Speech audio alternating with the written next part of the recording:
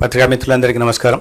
గత 18 నెలలుగా ఈ రాష్ట్రంలో సంక్షేమం అభివృద్ధికి పెద్దపీట వేస్తూ కూటమి నాయకత్వం, ముఖ్యమంత్రి చంద్రబాబు నాయుడు గారి నాయకత్వంలో, ఉప ముఖ్యమంత్రి పవన్ కళ్యాణ్ గారి నాయకత్వంలో రాష్ట్రాన్ని ప్రగతి పదంలో ముందుకు తీసుకెళ్లే ప్రయత్నం చేస్తుంది. ప్రధానంగా ఈ 2025 సంవత్సరం ఒక ప్రత్యేకంగా వాళ్ళ గౌరవ ముఖ్యమంత్రి గారు ప్రస్తావించారు. అనేక ప్రతికూల పరిస్థితుల్లో విధ్వంసకరుల పాలన జరిగిన తర్వాత అధికారంలోకి వచ్చి వాటిని అన్నింటినీ సరిచేస్తూ ఇవాళ సంపద సృష్టించడం కానీ, లేదా సంక్షేమాన్ని ప్రజల వద్దకు చేర్చడం కానీ, లేదా అభివృద్ధి కార్యక్రమాలు చేపట్టడంలో కానీ రాష్ట్రం సాధించిన ప్రగతి గురించి ఇవాళ క్యాబినెట్లో ప్రస్తావన ముఖ్యమంత్రి గారు ప్రధానంగా ప్రస్తావించడం జరిగింది.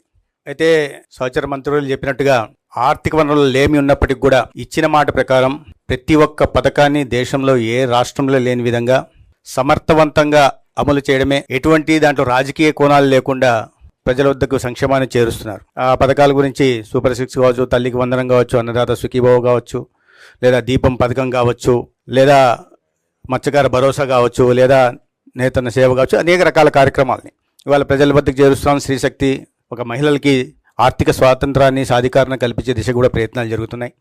ఇదే సమయంలో అభివృద్ధిని కూడా ఇవాళ పరుగులు పెట్టిస్తున్న వైనం కూడా మనం చూస్తున్నాం. గతంలో గ్రామీణ ప్రాంతాల్లో చూస్తే 15వ ఆర్థిక సంఘం నిధుల్ని కానీ, ఎన్ఆర్జీఎస్ నిధులు కానీ దారి మళ్ళించేవాళ్ళు. ఇవాళ చూస్తే గ్రామంలో మౌలిక సదుపాయాల కల్పన జరుగుతోంది. వ్యవసాయ కూలీలకు పని దినాలు ఇవాళ గౌరవ ఉప ముఖ్యమంత్రి గారి నాయకత్వంలో అందుతున్నాయి. గ్రామాలు కూడా ఆర్థిక ప్రగతి సాగిస్తున్నాయి. రైతాంగానికి అందిస్తున్న పథకాల గురించి మీకు తెలిసిన విషయమే. ఇవన్నీ కాకుండా ప్రధానంగా ఇవాళ గౌరవ ముఖ్యమంత్రి గారు ప్రస్తావించింది ఏంటంటే, ఈ రాష్ట్రానికి కేంద్రం నుంచి అందుతున్న సహకారం గురించి వారు ప్రధానంగా ప్రస్తావించారు. అమరావతిలో ఒక అద్భుత రాజధాని నిర్మాణం గురించి కానీ, లేదా పోలవరం గురించి కానీ, లేదా రైల్వే జోను, అదేవిధంగా బల్క్ డ్రగ్ పార్కు, ప్రధానంగా ఈ గ్రీన్ హైడ్రోజన్ కారణంగా గతంలో విశాఖపట్నంకి వచ్చినప్పుడు ఒకటే రోజు 2,10,000 కోట్ల వివిధ అభివృద్ధి కార్యక్రమాలకి, రాజధాని ప్రాంతంలో 56,000 కోట్ల వివిధ అభివృద్ధి కార్యక్రమాలకి, ఇటీవల రాయలసీమ ప్రాంతానికి వచ్చినప్పుడు 13,500 కోట్లు వివిధ అభివృద్ధి కార్యక్రమాలకి, ఇంత పెద్ద ఎత్తున దాదాపు 3 లక్షల కోట్ల పెట్టుబడుల్ని ఇవాళ మౌలిక సదుపాయాల కల్పన, తద్వారా సంపదను సృష్టించాలని తీసుకొచ్చిన కారణంగా ఇవాళ మన ఉత్పత్తి కూడా, గ్రోత్ రేటు కూడా 11% దాటింది. కానీ లక్ష్యం 15%గా పెట్టుకున్నాం. లక్ష్యం దిశగా సాగుతున్నాం. అయితే ఈ సంవత్సరంలో జరిగిన వీటిని పరిగణలోకి తీసుకుని వచ్చే సంవత్సరం మరింత అభివృద్ధి సాధించే దిశగా ముందుకెళ్లాలని ముఖ్యమంత్రి గారు ఆదేశించారు. అదేవిధంగా లక్షల కోట్ల పెట్టుబడులు ఏవైతే ఎకనామిక్ విశాఖపట్నం దగ్గర నుంచి ఈ రాష్ట్రంలో ఉన్న ఎకనామిక్ కారిడార్ల విషయంలో కూడా కొప్పర్తి కానీ, ఓరోకల్ కానీ, కృష్ణపట్నం కానీ ఈ ప్రాంతంలో వస్తున్న పెట్టుబడులు, ప్రధానంగా సెమీ కండక్టర్లు లేదా గూగుల్ డేటా సెంటర్లు, వీటి గురించి కూడా ఇవాళ మారుతున్న కాలంలో టెక్నాలజీని అందిపుచ్చుకొని దేశంలో మిగతా రాష్ట్రాల కన్నా ముందు ఆంధ్రప్రదేశ్ను ఉంచాలనే లక్ష్యంతో గౌరవ ముఖ్యమంత్రి గారు చేస్తున్న ఇది ప్రయత్నానికి కేంద్రం నుంచి కూడా సంపూర్ణ సహకారం అందిస్తున్న విషయాన్ని కూడా వారు చెప్పడం జరిగింది. అదేవిధంగా సంపద సృష్టి కోసం రైల్వే కార్యక్రమాలు కానీ, రైల్వే అభివృద్ధి కార్యక్రమాలు కానీ, లేదా హైవేల నిర్మాణం గురించి కానీ, లేదా కొత్తగా మచిలీపట్నం నుంచి హైదరాబాద్ దాకా ఫ్యూచర్ సిటీ దాకా ఎక్స్ప్రెస్ హైవే నిర్మాణం కానీ, అమరావతి నుంచి బెంగళూరు దాకా ఎక్స్ప్రెస్ నిర్మాణం కానీ, మరీ ప్రధానంగా అమరావతి చుట్టూ దాదాపు 190 కిలోమీటర్ల 38,000 కోట్లతో 190 కిలోమీటర్ల ఔటర్ రింగ్ రోడ్డు కారణంగా అమరావతి సంపదను కూడా హైదరాబాద్ దాటిపోయేలా మిగతా అన్ని మెట్రో పట్టణాలతో పోటీ పడేలాగా చేస్తున్న వైనాన్ని కూడా వారు చెప్పడం జరిగింది. గతంలో అన్ని కేంద్ర ప్రభుత్వ పథకాలను రద్దు చేయడం కానీ, లేదా దానికి ఉద్దేశించిన నిధుల్ని దారి మళ్లించడం కానీ జరుగుతుంటే, ఇవాళ ప్రతి కేంద్ర ప్రభుత్వ పథకాన్ని కూడా అమలు చేస్తూ ఇవాళ అన్ని అభివృద్ధి కార్యక్రమం ముందు తీసుకెళ్లే ప్రయత్నం రాష్ట్రంలో జరుగుతూ ఉంది. ప్రధానంగా గతంలో పేర్ల గురించి తెలుసు, ఏదొచ్చినా కూడా సొంత పేర్లు పెట్టుకునే ఒక విపరీత మానసిక తత్వం కలిగిన వాళ్ళు ఉండేవాళ్ళు. ఇవాళ ఆ పరిస్థితి లేకుండా పథకాలకి డొక్కా సీతమ్మ గారి పేరు, సర్వేపల్లి రాధాకృష్ణన్ గారి పేరు, ఎర్రాపెగడ సుబ్బారావు గారి మహనీయుల పేర్లు పెట్టే ప్రయత్నం కూడా జరుగుతున్న విషయం మీ అందరికీ తెలుసు.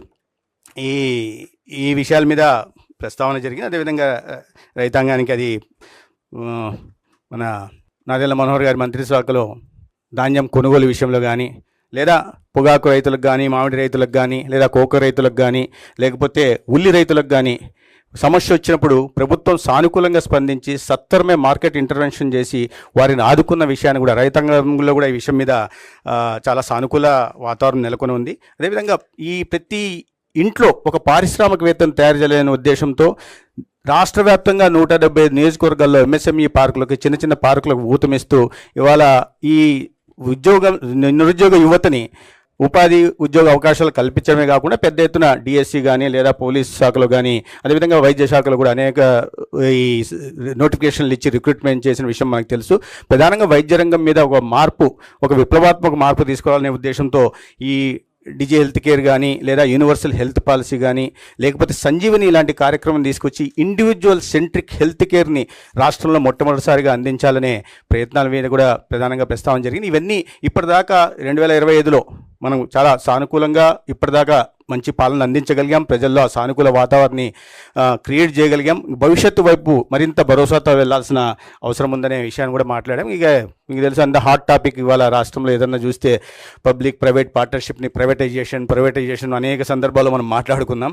ఏ రకంగా అసత్య ప్రచారాలు చేస్తున్నారనే విషయం దాన్ని కూడా మనం సమర్థవంతంగా తిప్పికట్టగలిగాం. రాష్ట్రంలో ఈ పబ్లిక్ ప్రైవేట్ పార్ట్నర్షిప్ వల్ల ఒక నాణ్యమైన వైద్య విద్యని అందుబాటులోకి తీసుకురాగలుగుతాం. గత విధానం కన్నా ఈసారి 110 సీట్లు అదనంగా పేదలకు అందుబాటులోకి తీసుకురావడమే కాకుండా ఇవాళ రాష్ట్రంలో ఉంటున్న పేదలకి మెరుగైన వైద్య సేవలు అందించే దిశగా ఒక్కొక్క 6250 పడకల ఆసుపత్రులను కూడా నిర్మించబోతున్నాం. 1500 సీట్లు కూడా ఈ రాష్ట్రానికి రాబోతున్నాయి. సో ఈ విషయాల మీద మాట్లాడడం జరిగింది. వీటి నుంచి గతంలో ఏదైనా జరిగిన వాటిని ఎక్కడెక్కడ అడ్డంకులు ఉన్నాయో వాటిని గుర్తించి వాటిని సరి చేసుకుంటూ మళ్ళీ భవిష్యత్తు దిశగా సాగిపోవాలా. 26 మరింత ఆశాజనకంగా ఉండేలాగా అందరూ కష్టించి పనిచేయాలని ఈ ప్రయత్నం చేసిన ప్రతి ఒక్కరిని గౌరవ ఉప ముఖ్యమంత్రి గారితో సహా ప్రతి ఒక్కరిని రాష్ట్ర ముఖ్యమంత్రి గారు అభినందన తెలియజేయడమే కాకుండా ఈ యజ్ఞంలో వాళ్ళ ఉద్యోగ ధర్మాన్ని నిర్వహిస్తున్న ఉద్యోగస్తులను కూడా వారు అభినందించారు. తర్వాత ఈ రీఆర్గనైజేషన్ విషయంలో గతంలో కేవలం రాజకీయ కారణాల వల్ల జరిగిన విషయం మీకు తెలుసు. ఉదాహరణకు చెప్పాలంటే 45 కిలోమీటర్ల దూరంలో ఉంటుంది కందుకూరు ఒంగోలుకి. దాన్ని తీసుకెళ్లి 111 కిలోమీటర్ల దూరం ఉంటుంది నెల్లూరుని కలిపారు. 35 కిలోమీటర్ల దూరంలో ఉంటుంది నెల్లూరుకు గూడూరు. దాన్ని తీసుకెళ్లి 90 కిలోమీటర్ల దూరంలో ఉంటున్న తిరుపతిలోకి కలిపారు. పుంగనూరు మదనపల్లికి 20 కిలోమీటర్ల దూరంలో ఉంటుంది. దాన్ని తీసుకెళ్లి 75 కిలోమీటర్ల దూరంలో ఉంటున్న చిత్తూరులో కలిపారు. కాబట్టి ఇటువంటి వాటినన్నీ సరిచేస్తూ అదే సమయంలో ఎక్కడ కూడా రాజకీయ కోణంలో ఆలోచించకుండా కేవలం పరిపాలనా సౌలభ్యాన్ని మాత్రమే దృష్టి పెట్టుకుని అదే సమయంలో ఆ ప్రాంత ప్రజల మనోభావాలు ఆకాంక్షలకు అనుగుణంగానే జరిగిన ఇది చేయడం జరిగింది. చాలా పెద్ద ఎత్తున వినతులు వచ్చాయి మంత్రిత్వ వర్గానికి. కానీ ఈ రాబోయే రోజుల్లో డీలిమిటేషన్ జరగబోతోంది కాబట్టి అసెంబ్లీకి కానీ పార్లమెంటుకి కానీ అటువంటివి ఉన్నప్పుడు ఆ సమయంలో ఆలోచించవచ్చని ఇవాళ కేవలం మరీ పెద్ద ఎత్తున ఎన్నికల ప్రచార సమయంలో వచ్చిన ప్రజల నుంచి వచ్చినవి ఏవి ఉన్నాయో వాటి మీద మాత్రమే దృష్టి పెట్టి పనిచేయడం జరిగింది.